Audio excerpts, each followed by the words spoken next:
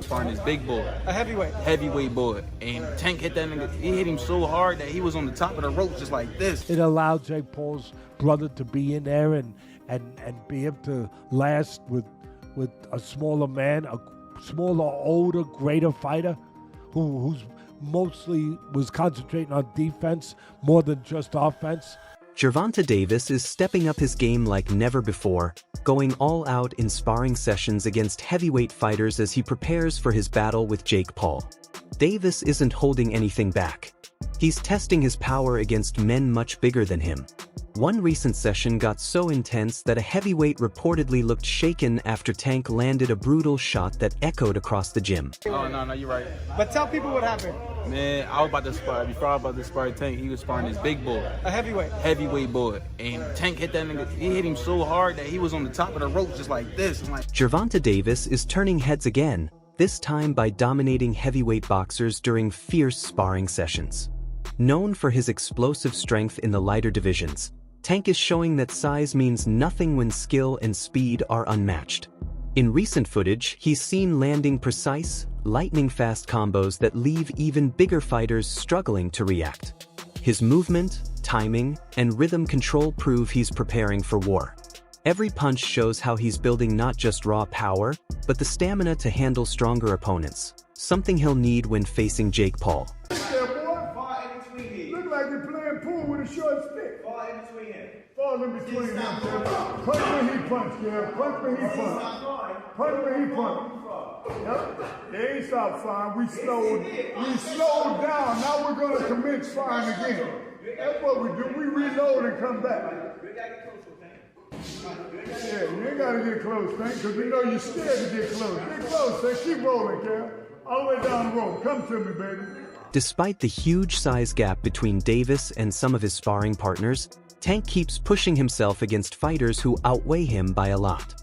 These sessions aren't about domination, they're about discipline and accuracy. He's mastering distance, timing, and pressure while keeping his trademark explosiveness. His team says these sessions sharpen his movement and reaction timing, perfect for adapting to Jake Paul's unpredictable style.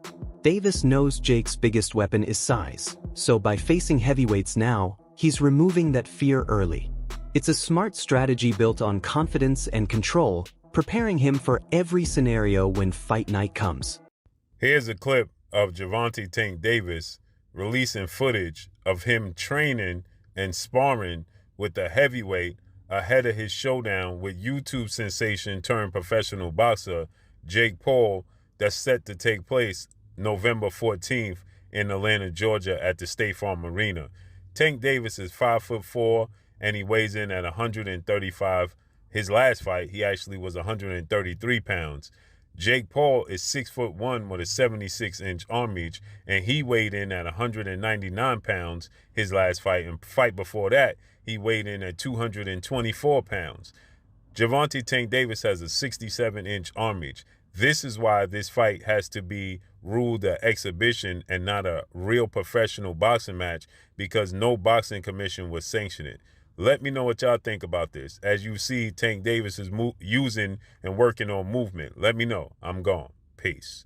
Former UFC star and fight analyst Chael Sonnen says Gervonta Davis carries the weight of boxing's reputation in this fight. Sonnen explained that while Jake Paul has brought eyes to the sport, it's Tank's job to remind everyone what real boxing looks like. For him, this fight is more than a spectacle. It's a statement. Davis wants to prove that skill, timing, and years of ring experience still beat online fame.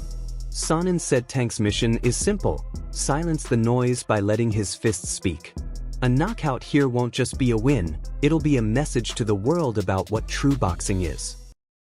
Which is to let anybody know that's listening that it doesn't make any difference, that boxing is a real sport. My skills versus your skills, of which I am an abundance of and of which you have none of.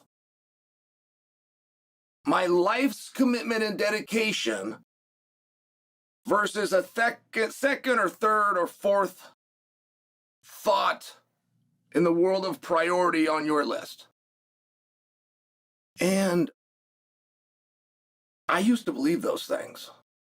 Now, I go back far enough in MMA that I've had my eyes opened a number of times.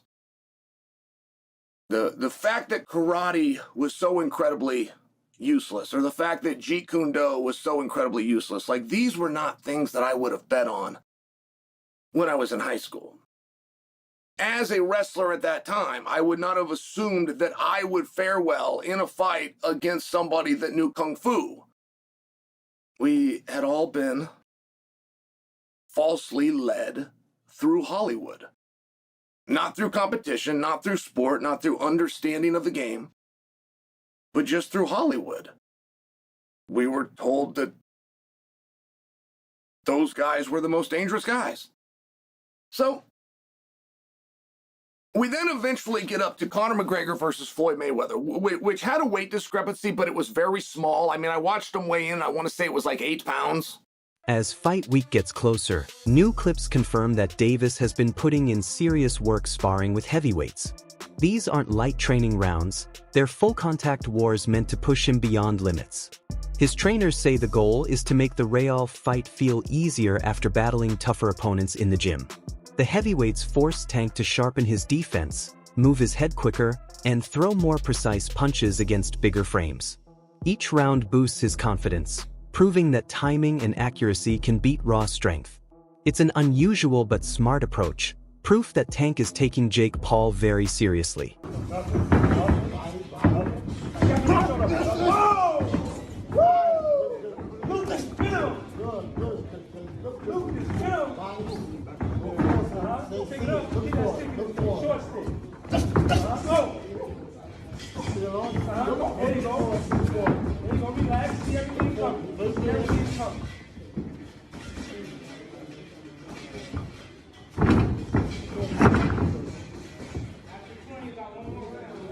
Legendary trainer Teddy Atlas praised Gervonta Davis as one of the most dangerous fighters in boxing today. He said while fans talk about Jake Paul's size advantage, that won't matter once the bell rings. Atlas believes Tank's experience against top fighters gives him an edge Jake simply can't match. Davis has faced every style: counterpunchers, pressure fighters, tall opponents, and defensive masters.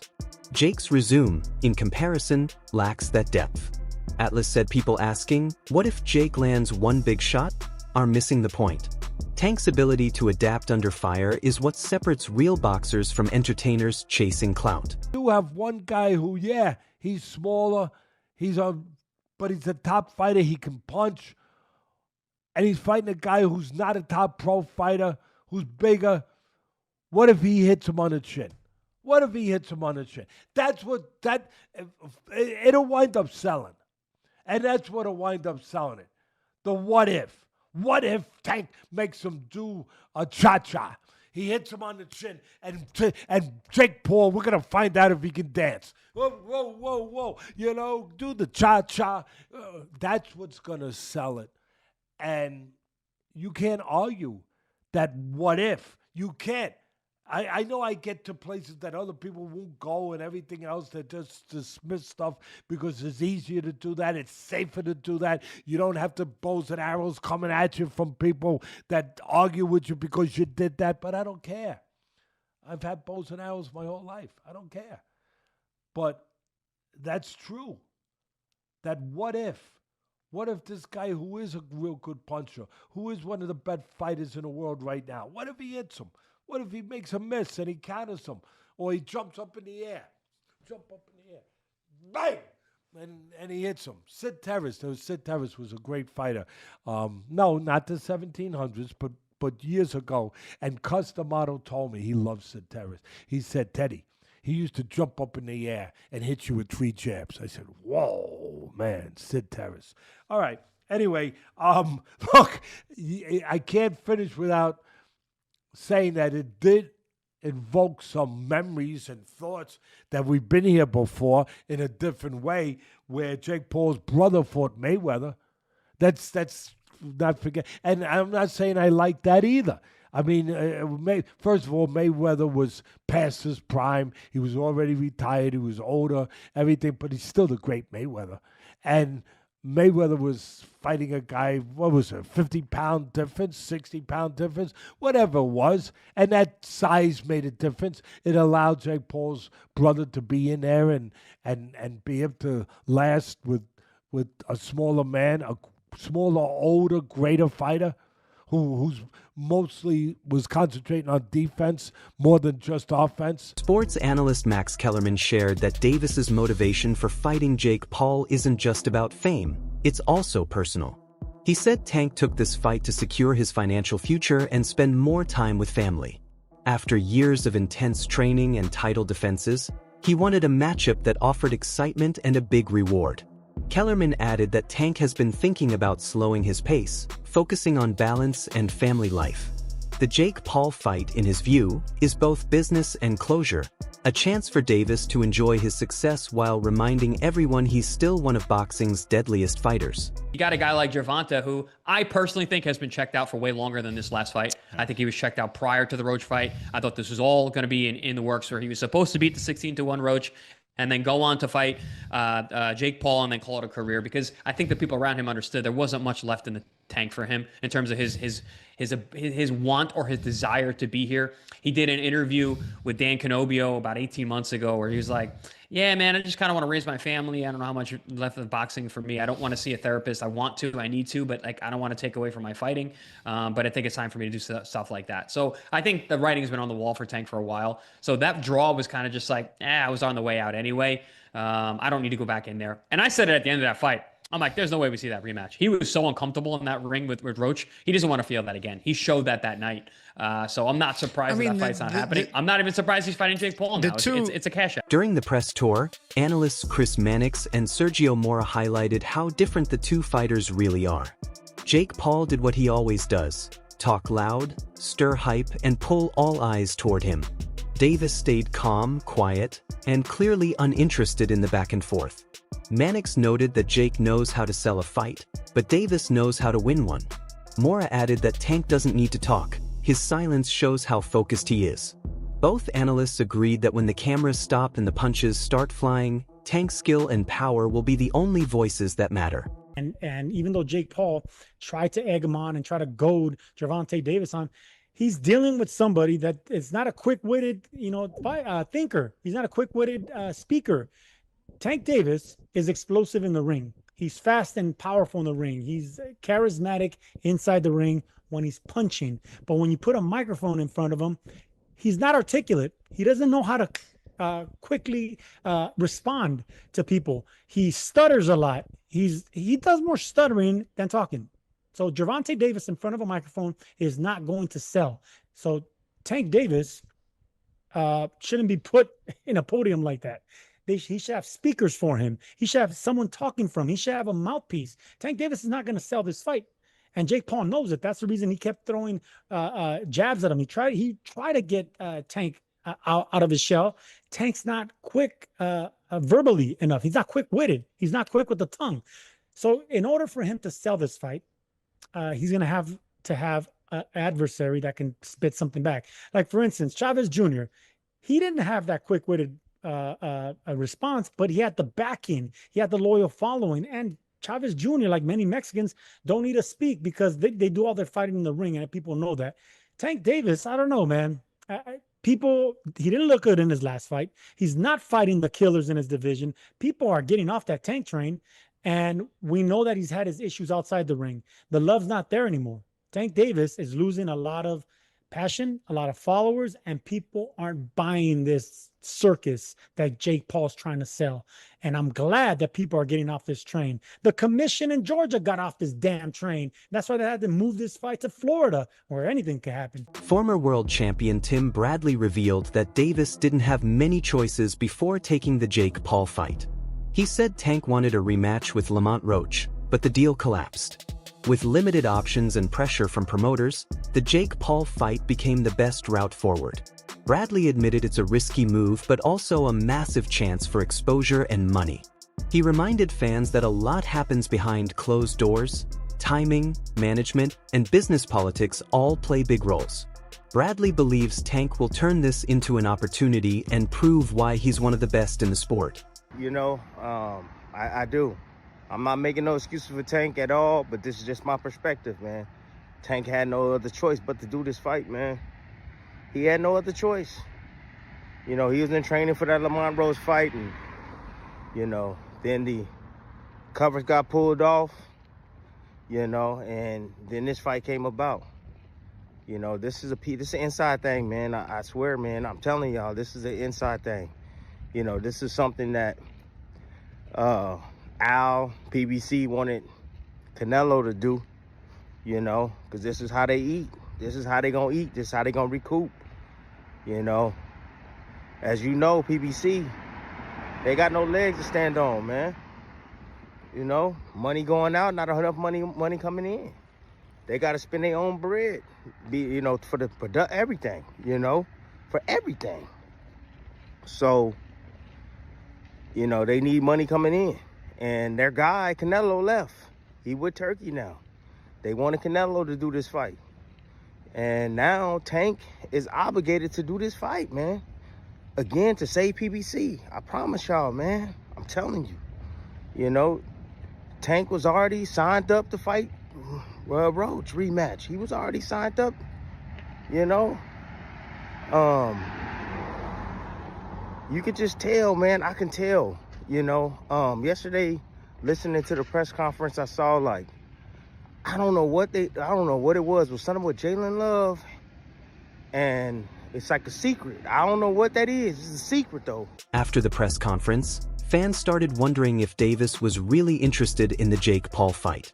His quiet behavior, distant looks, and calm reactions to Jake's taunts made people question his focus. Some said it showed concentration, while others thought he didn't care. The clear size difference between them only fueled more debate. Many expected Tank to talk back, but instead he looked cool and detached, likely saving his energy for fight night. Those close to him say his silence isn't disinterest, it's discipline. He's just refusing to waste energy on drama that won't win him the fight. Jake Paul legitimately cooked Gervonta Davis in that press conference, and I really don't know how to feel about that. And to be honest with you, I still don't understand how boxing even allowed this to be made. Like, I don't. Like, dog, this is not an overstatement. Like, literally one of the core pillars holding up boxing is, like this literal, like, fake superiority complex that they have over literally every other combat sport. Despite literally being the least effective main combat sport there is. Brother, kickboxing, Muay Thai, Brazilian Jiu-Jitsu, wrestling. Brother, I put judo over I put boxing. In terms of practicality of combat, oh yeah, 100%. Brother, if Jake Paul makes it competitive against Gervonta Davis, I'm looking at this like, brother. Oh, well, weight difference, brother. Gervonta Davis has been training his entire life. I'm sorry, bro. Like, it's bad enough that the fact that if this was under any other combat sport, this would literally be like one of the most one-sided matchups of all time. And it wouldn't be in favor of Davis. No, dog, if you did this under an MMA rule set, oh my gosh, bro, Paul cooks Gervonta. It's not close at all. Like, round one finish level. Like, understand this, Gervonta Davis versus Jake Paul is taking place in literally the only combat sport where Davis should win. I'm still shocked that they allowed it to be made. Because, like, there's no upside. If Jake Paul beats Gervonta Davis, now we're kind of looking like, wait a minute. What? Like, brother, don't forget. I still think it's a horrible look that Tyson Fury couldn't finish Francis Ngannou. That is so bad. Well, Francis Ngannou's a great boxer. Francis Ngannou, no joke, is one of the worst boxers to ever be in the UFC. He just has absurd power. No, look at the technique of Francis Ngannou. It's not that good. It's carried by power. Like, going into it, like, I'm hyped, but it's also, I'm looking at this like, bro, Gervonta has to finish, bro. While Jake Paul has been accused of turning boxing into entertainment, critics are now pointing fingers at Davis too. They argue that by accepting this fight, Tank might be supporting the same influencer trend he once opposed. Some fans feel let down, thinking he should face true contenders instead of entertainers. Others defend him, saying boxing has always mixed sport with show. For Tank, this fight is about control, proving that even in today's crossover era, skill and authenticity still matter. If he destroys Jake Paul, it'll silence critics and remind everyone what real boxing looks like. Jake Paul is not the problem with boxing, Tank Davis is. Jake Paul's doing exactly what he's supposed to do. He's a Disney Channel kid, YouTube star turned boxer. Of course, he's gonna make these stupid spectacle matchups. He doesn't care about his career, his legacy, or the sport. Meanwhile, we have Tank Davis, the heir apparent to Floyd Mayweather and Adrian Broner, who has real talent. And if he was actually consistent in the ring and was willing to get in with some of the best fighters in the world, he could be top 3 pound for pound best fighters in the sport. But instead, Tank just wants to hold up his division for 5 years and make a mockery of the sport, especially with this fight. That's all for today's update. Stay connected for more exclusive fight coverage and behind-the-scenes news. The story isn't over yet. Things are just starting to heat up.